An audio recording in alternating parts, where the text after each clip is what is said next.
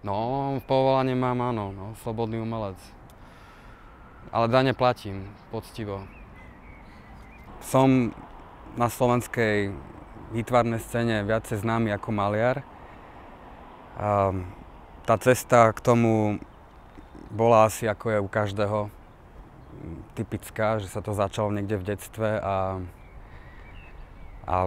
postupne prišla stredná škola s tým zameraním vysoká, až som sa ocitol tu na tejto streche, v nebi.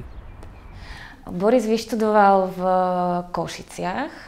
On patril k takej v podstate zázračnej generácii košických výtvarníkov, ktorí v jeden moment z jedného ročníka vyleteli ako veľké hviezdy. Nikto ich nečakal a zrazu tam boli. A bolo ich dosť veľa. A teraz už žije v Bratislave. A to je asi jedno. To je asi jedno, nie? Že je vlastne taký krehký človek, veľmi vnímavý a pozorný, veľmi nedôchvíľný, stále meška. Za 19 rokov nášho kamarátstva meška stále viac a viac, a obzvlášť odkedy s Dorotou Kenderovou. Boris je... Tak som jeho frajerka, tak to je super. No. Môžete povedať len to, čo chcete. Neviem, myslím si, že je veľmi zapálený. To je také, čo ho charakterizuje úplne. Nadšený a pracovitý. A myslím si, že ešte vytrvalý. To je tiež veľmi dôležité. Že je taký bežec na dlhé trate. Je to také zvláštne, že vlastne ten náraz tej malby, ktorá mala nejaké to pozadie s popkultúrou spojené s tými čistými plochami a tou farebnosťou a tak. A obidva sme vlastne v tej línii šli. Až myslím, že začalo nám to vadiť možno v istom okamihu, keď prvýkrát, myslím, Beata Jablonská v časopise premenila nám obrázky a autorsky nám ich vymenila. A myslím, že aj mňa aj Borisovi vtedy prvýkrát cvikla v hlave taká prvý taký moment, ktorý nás nútil si hľadať vlastne aj v tom globálnom maliarskom jazyku, ktorý je úplne bežný teraz, si hľadať vlastne prostriedky alebo cesty, ktoré sú pre obidvoch niečom príznačné a autorsky ich posúvajú inám vlastne.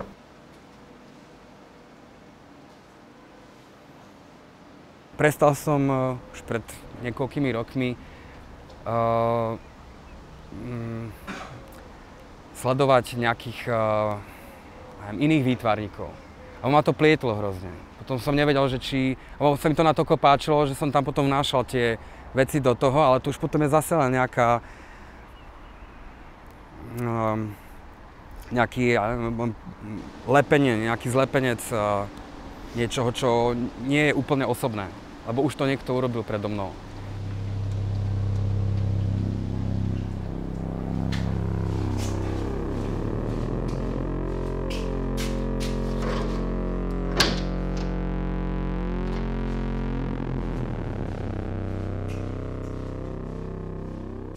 Baví ma pracovať s priestorom ako takým, že som zistil, že nie je že nie je úplne dôležité, aby rovnaký efekt bol dosiahnutý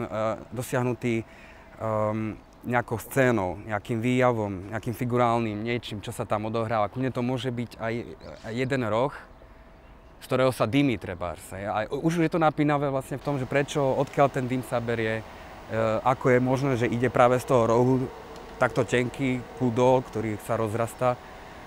A takisto ma hrozne baví práca so svetlom, každý pracuje nejako so svetlom na svojich veciach.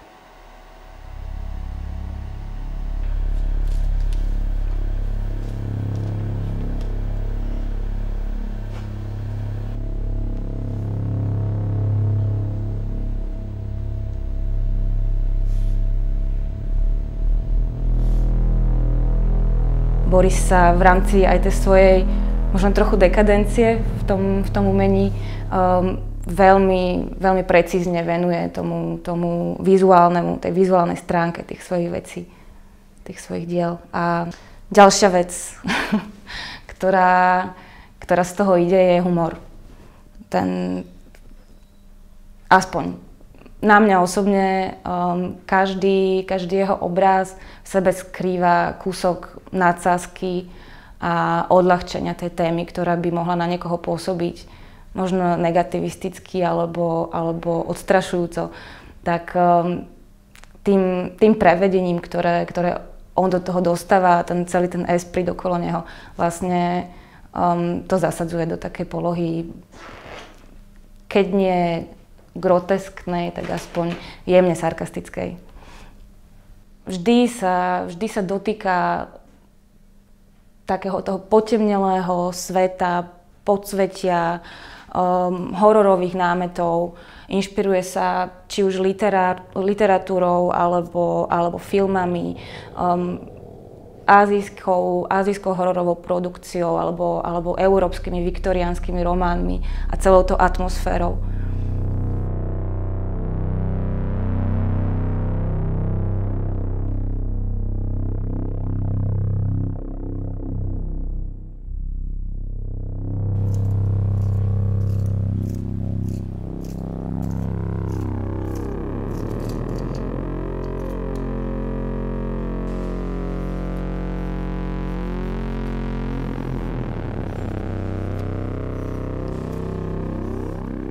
Téma, keby som mal začať tým, odkedy je tá moja tvorba mapovaná, tak boli to najskôr inšpirácie z japonského komiksu.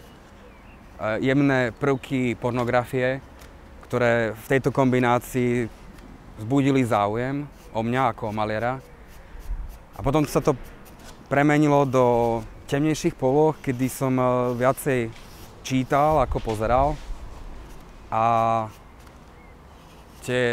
tá farebnosť tých slov a vety a príbehy, ktoré som si vyberal, tak spôsobovali to, že tá moja obrazotvornosť bola ako keby lepšie vykonštruovaná v samotnom výsledku. A tá technika je priamo úmerná k tým námetom. Že nie všetko sa úplne hodilo v tom prevedení k tej téme, už ktorú som potom riešil.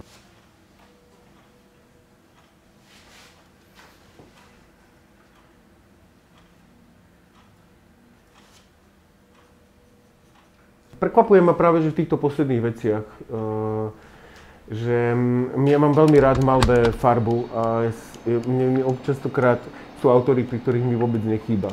Ale Boris dokázal pracovať v tých predchádzajúcich veciach veľmi živo a pracoval veľmi dobre s farbou a ju vlastne vypustil a pracoval vlastne v takých tých monochromatických malbách.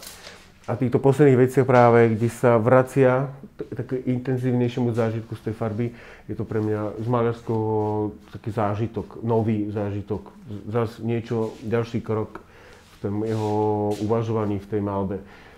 Je mi to veľmi príjemné a vlastne je mi to príbuzné, tá vlastne ako keby tá poloha, v ktorej som tak hovie, v tom takom tom temníčko a že sa tak baží v tom temne, v takej tej možná ani nie v takej tej prvoplánovej, hororovej agresivite, že niečo vylieza spod hrobu a proste nie je tu taký ten metalový obal platne, ale vlastne tá temnosť vychádza vlastne z oveľa záľudnejších a skrytejších témach, čo je veľmi príjemné, že vlastne človek vlastne v sledovaní, vnímaní, pozeraní sa jeho obrázkov vlastne si vyčítava vlastne aj iné osudy ľudí, že vlastne aj keď pristupuje k tomu portrétnej malbe, tak vlastne za tým portrétom sú živé bytosti s dosť dramatickým osudom, ktorý sa ocitol.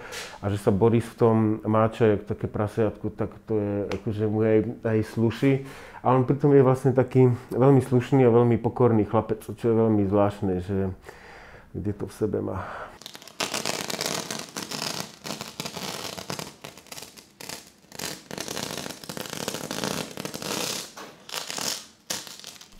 To, čo on dosahuje, je to, že to nepôsobí pateticky. Napriek tomu, že sa venuje takýmto témam, tak stále si udržiava ľahkosť, ktorá je daná aj tým, že je to výtvarne veľmi zručný maliar, že veľmi poctivo sa venuje technike. Je veľmi dôležité ukazovať rôzne prístupy k maľbe a Boris predstavuje jednu veľmi silnú a veľmi autentickú polohu.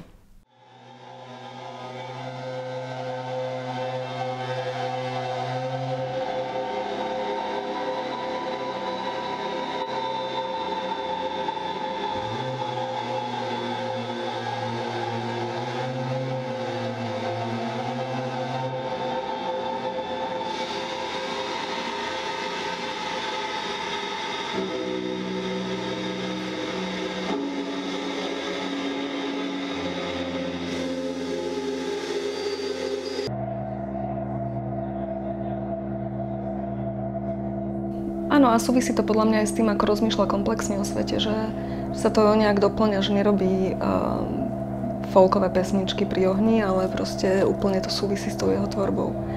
A je tam istý typ aj sebavedomia, že dobre, že to je také hobby, ale že čo, však nemáš ten základ hudobný alebo čo, ale to vidno, že to je jedno, že on sa proste do toho pustí a bude sa tomu venovať natoľko, aby z toho naozaj niečo bolo.